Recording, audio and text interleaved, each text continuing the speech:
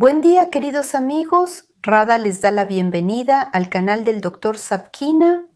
Es más correcto llamar a la neumonía por coronavirus, neumonía por COVID, ya que la inflamación de los pulmones ocurre de manera diferente.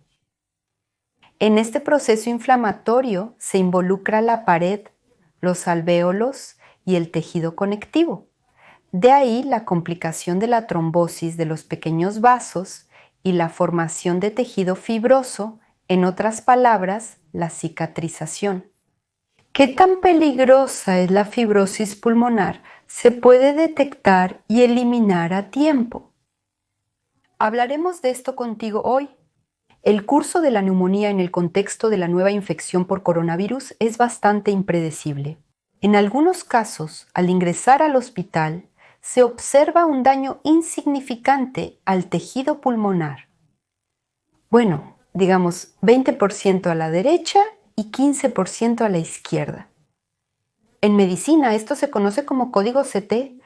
En el futuro hay una rápida y entusiasta incorporación de todos los nuevos participantes en el proceso de recuperación con el desarrollo de un daño total del tejido pulmonar. Un desenlace decepcionante. Además, en absoluto todos los casos se trata de personas mayores con una serie de enfermedades concomitantes. Sucede que los pacientes mayores de 75 años ingresan al hospital con un volumen de daño pulmonar superior al 60% y se van a casa por sus propios medios. Aquí todo es impredecible. ¿Cuál es el peligro de desarrollar fibrosis en la neumonía por coronavirus disease? La fibrosis es una consecuencia de la inflamación sufrida. Es cuando el tejido pulmonar normal es reemplazado por tejido fibroso. En esencia, se forma una cicatriz.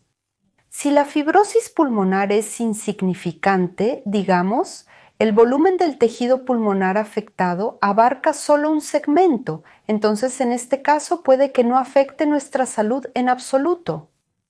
Me refiero a la función respiratoria. En el caso de que la fibrosis afecte varios segmentos del pulmón o incluso una gran parte, y en algunos casos puede ser un proceso bilateral, entonces se observan consecuencias serias e incluso irreversibles. Me refiero desde el punto de vista del desarrollo de insuficiencia respiratoria grave. ¿Cómo entender y sentir la formación de fibrosis en el contexto de la neumonía por coronavirus disease? Con el esfuerzo físico habitual aparece la falta de aliento, que puede persistir durante varias semanas o incluso meses. La tos improductiva constante, la debilidad expresada, la fatiga y la disminución de la capacidad para trabajar son preocupantes. Es posible confirmar mis sospechas sobre el desarrollo de fibrosis post-coronavirus disease. Para hacer esto, necesitas hacer una tomografía de los pulmones y realizar una espirometría con el objetivo de evaluar el volumen de aire inhalado y exhalado, así como la capacidad vital de los pulmones. En presencia de fibrosis significativa, estos indicadores disminuyen. ¿Es posible evitar el desarrollo de fibrosis? Desafortunadamente, en la actualidad, no existen medicamentos altamente efectivos que nos permitan evitar la fibrosis en la neumonía por coronavirus disease 2019. Para tener éxito, es necesario incorporar la gimnasia respiratoria en el proceso de tratamiento lo antes posible. Hasta la fecha, existen bastantes métodos de gimnasia respiratoria. En primer lugar, está la gimnasia respiratoria terapéutica de Strelnikova, la respiración de yoga y la respiración buteico. Es muy útil hacer un simple ejercicio 3 veces al día durante 10 minutos. Exhalar aire a través de una pajita en un vaso de agua. Tomamos una pajita no demasiado estrecha, llenamos medio vaso con agua. Inhalamos lentamente, contando hasta 4. Luego exhalamos el aire en el agua a través de la pajita, contando hasta 6. La exhalación debe ser 1,5 veces más larga que la inhalación. Muchos de ustedes están familiarizados con el ejercicio de inflar globos de aire.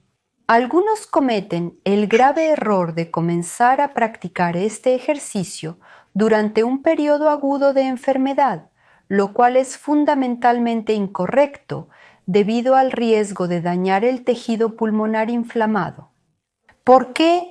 Sí, porque el tejido pulmonar puede simplemente desgarrarse con el desarrollo de una condición amenazante para la vida llamada neumotórax. Muchos de ustedes están interesados en la pregunta de cómo manejar el estrés físico durante el periodo de recuperación. Primero que nada, en este caso, no se puede exagerar. La carga física en la etapa de rehabilitación debe ser individual y dosificada.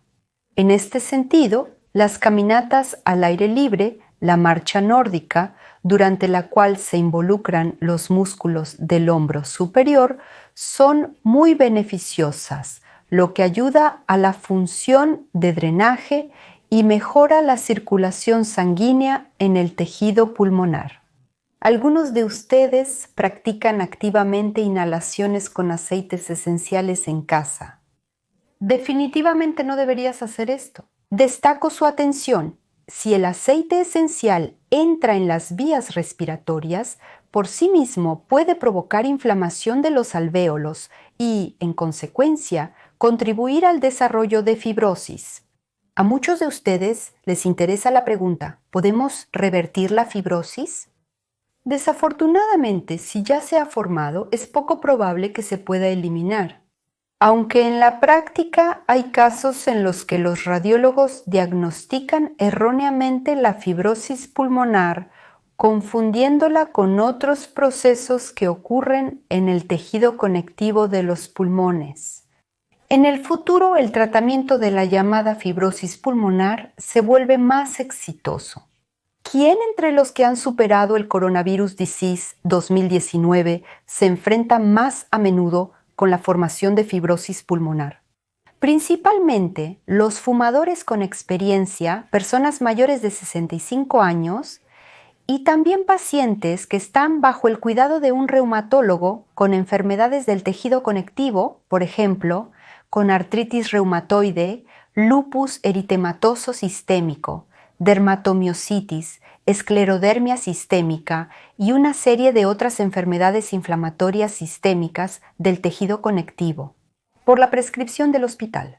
Muchos médicos recomiendan usar supositorios con lanhidasa para prevenir la formación de fibrosis del tejido pulmonar. En la literatura se describen casos en los que la recuperación del tejido pulmonar después del COVID se produjo con éxito tras el uso de supositorios con lanhidasa. La lanhidasa realmente previene la expansión adicional del tejido conectivo, reduce la hinchazón y la inflamación, aumenta la efectividad de la terapia con antibióticos y contribuye al fortalecimiento de la defensa inmunológica. Por el bien de la precisión, repito que algunos especialistas, al ver cambios específicos en el tejido conectivo en las radiografías, los interpretan como fibrosis. De hecho, deben pasar al menos 3 meses para confirmar la formación de fibrosis pulmonar. Actualmente existen y funcionan estudios que demuestran la efectividad de los enzimas sistémicos y, en primer lugar, del enzima WOP y del enzima FLOC. En la prevención y tratamiento de los procesos fibrosos, ejercen acciones complejas antiinflamatorias, antiagregantes, fibrinolíticas y antiedematosas. Y en el caso de la fibrosis post-coronavirus disease, los principales medicamentos para la endimiopatía sistémica son la natoquinasa y la serrapeptasa. Un papel definido en el tratamiento de la fibrosis post-coronavirus disease también es desempeñado por el método de fisioterapia. La terapia con láser se considera especialmente efectiva en este caso, ya que previene el desarrollo del proceso de cicatrización en el tejido pulmonar. Algunos médicos por hábito tratan la fibrosis pulmonar Recomiendan a sus pacientes medicamentos antiinflamatorios no esteroides, pero en este caso no funcionan. Además, pueden causar mucho más daño que beneficio, dado que el hígado sufre enormemente de la terapia compleja más potente que se realiza en los hospitales para el tratamiento de la nueva infección por coronavirus. Si te interesa qué medicamento preferir para el tratamiento de la nueva infección por coronavirus, ya sea el coronavirus o el Orbidol, te recomiendo que veas este video. Manténganse sanos, queridos amigos. Hasta nuestro próximo encuentro.